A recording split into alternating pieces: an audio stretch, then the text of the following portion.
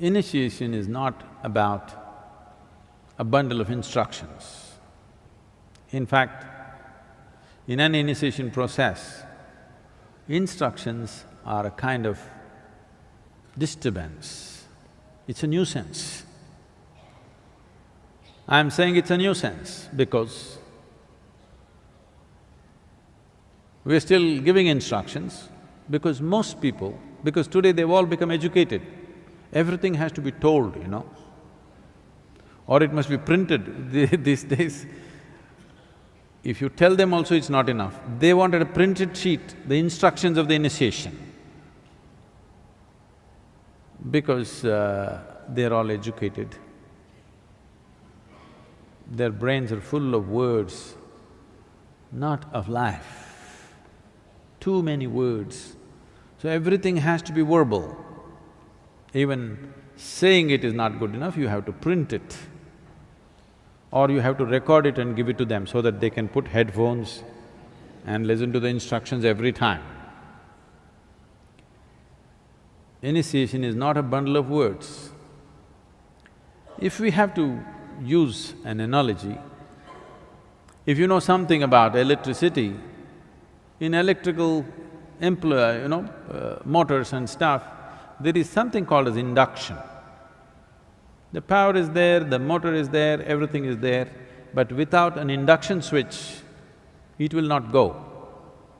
All the ingredients are there, but still it will not happen because there's no induction of energy. So initiation is like an induction. You have all the ingredients to be meditative, but it doesn't happen. Why does it not happen? Because this is the way the creation itself happened. If you go by the traditional explanation, one way, if you go by the modern scientific way, it's the same thing said in a different language. Modern science is talking about how everything was empty space. Now they're removing the word empty and saying it was space. There is no physicality there, but there seems to be something else there. What that something else, we don't know, as for the science. And today they've made experiments where in vacuum state, if you apply a certain energy around it, not into it, around it, suddenly virtual protons and virtual neutrons will spill out.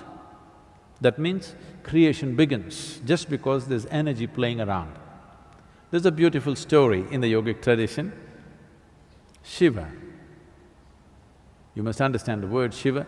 Shiva means that which is not. It's an appropriate description for space. That which is physical, creation. That which is not is non-physical dimension of the existence. So Shiva means that which is not. Shiva was lying, his body spread across the cosmos, but he's not. He doesn't exist, he doesn't have a physical manifestation.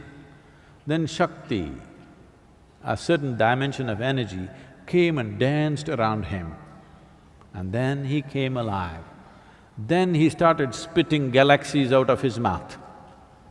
This is the most appropriate description of how creation happened.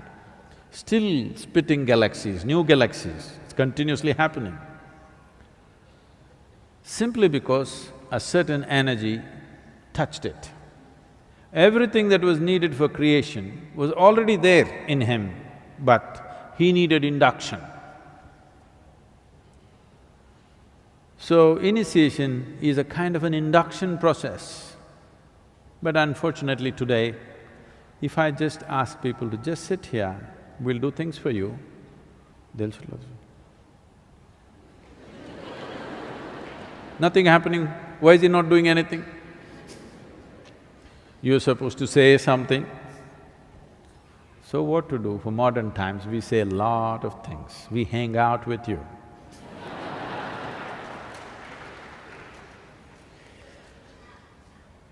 Today, if you go and sit in the Dhyanalinga temple, without instruction, you can become meditative. I can't do that to you here now. What's her name, this girl? Hina? Hina, you're in UK, if you're willing to just sit there, I can do it to you now, wherever you are. But right now, you're a student, still educating. Maybe you're a possibility, not fully educated. Too many words in your head. The only thing you understand is words. Because of that, instructions have come. Otherwise, initiation is not about instruction. There's really no instruction in it.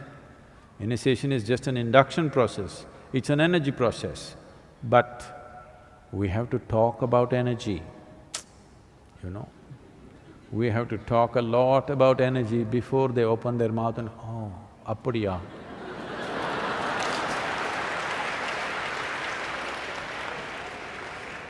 Tough times for gurus. Too much talking. If you don't talk, nobody will be here. Very few can really understand. If we simply sit here and reverberate, they will also sit here and reverberate. Those numbers are small. Well, in Isha those numbers are increasing. I don't have to say much.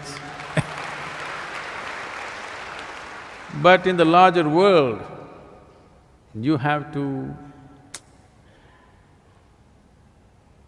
talk and talk. Hang out with people.